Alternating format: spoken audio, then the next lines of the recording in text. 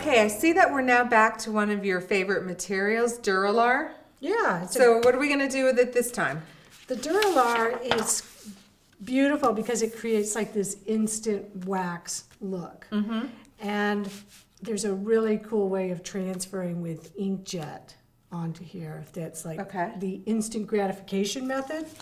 We all I'm like that. all about instant gratification. So this is one that I've worked on just on the back side. So if you see the back side, look at how bright it is. It's crazy, yeah. And then you turn it over and you can see. Got that nice matte. Right. So finish. this area where you see it really white, this is one of the transfers that all the paper, I didn't take all the paper off. So this is what we're going to do now.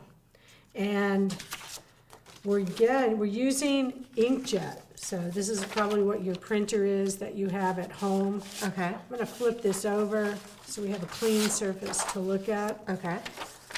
What I want you to do is just take some polymer medium and put it onto this area Okay. where we're going to stick this. Thin coat? Medium. Medium? This is kind of a fast technique you need to do. It's Oh, because before it gets too dry. yeah. Okay. Okay. So we're going to put this down, and you're going to start to rub it. And we're kind of waiting anywhere from 15 to 30 seconds. Okay. And we're going to start to peek and see what's happening. I'm going to try this edge and see. So yeah, the paper is sticking, so let's start to pull this off. It's warm in here, so that's why it's working so quickly.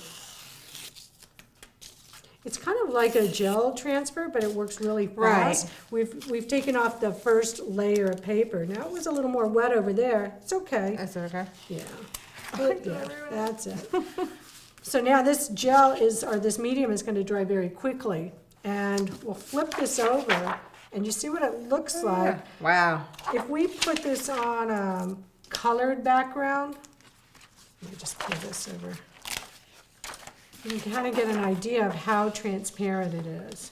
Huh. So I could take off more paper here. And then it would show, the color beneath would show through a little more. Right. So we're going to take this over. Now that it's dry enough, I'm going to take a little bit of water on my hands. Remember, this is inkjet, so you don't want to spray the water onto this. And then I'm just going to roll this off the paper. Carefully, I don't want to roll the entire transfer off. But this is by no means a perfect transfer. We're working with kind of, in fact, this image was some graffiti that I photographed. So we've already got layers. So you might not want to use image of somebody's face or something because they might lose part of their face. Might not look too good unless you're going for a Picasso look. But now that I'm taking more of the paper off, you can see how much more transparent. So it's up to you to evaluate how much or how little do you want to take off. The other thing I've done here is cleaned off my stencils. I've put a stencil through with some gel. These are another great paper to use, kind of like to clean your extra paint off. Yeah, I bet. We can see with your lovely blue. Oh, I just splattered some. It's nice. See how it starts to pick up where the paper is. It's going to hold more of the paint. It absorbs into that paper, yeah. I like what it's doing. So we could work with this and take more paper off, but this is the whole idea. You could clean your stamps on here. You can stamp this. You can draw on it. This is a great paper to build layers. Then, let's say you got it to a place where you liked it. Like I said, you could draw on this side. Right. Then you can start to look at different backgrounds. Where do you want to put it? Where does it best fit? Well, that's kind of interesting how that part starts to show through. If you wanted to mount this, you would use a gel medium. If this was texture, you'd have to use a heavy gel to fill in those valleys. This one's smooth. You could get away with a regular gel. You can move this around to wherever you wanted it, then mount it and continue to work on top of it. Okay. But the Dura-Lar it's a great instant wax method. Right. In fact, you don't even need to mount it onto a board.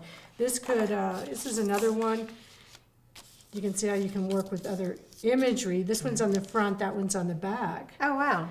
And you could just mount it onto paper and frame it as you would a work on paper. I like that. Yeah. So the possibilities are endless. I always recommend working on both front and back to get even more depth and stamping Just onto a couple of it. layers automatically right there, Yeah, right? yeah. So you can see how it is on this one. This is just on one side. So if I added something on the front, it adds more depth. Okay.